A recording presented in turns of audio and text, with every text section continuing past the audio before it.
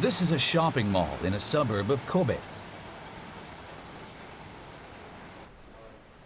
Coming out of the facility is a group of people, with wheelchair users among them. They make their way through the city. If you want to go left, then just turn the right wheel.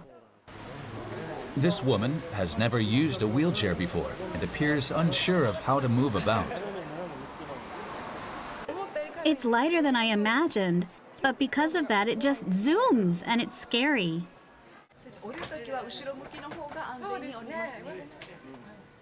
They move about town in wheelchairs and enter establishments such as restaurants. This is actually to collect information necessary for wheelchair users. 1 step, 2 steps. First, they check for steps at the entrance, not just whether there are steps, but also how many and details, such as the height of each. It's big.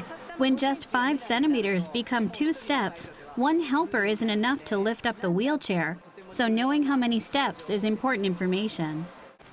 The data on the steps is put into an application. The information has been recorded. Thank you. In addition to steps, the application asks users to check a detailed list of conditions, such as shop space, brightness, electrical outlets, and whether seeing eye dogs are permitted. The developer is collecting such word-of-mouth information on establishments nationwide for the application. The app was developed by an entrepreneurial venture in Osaka called Miraido.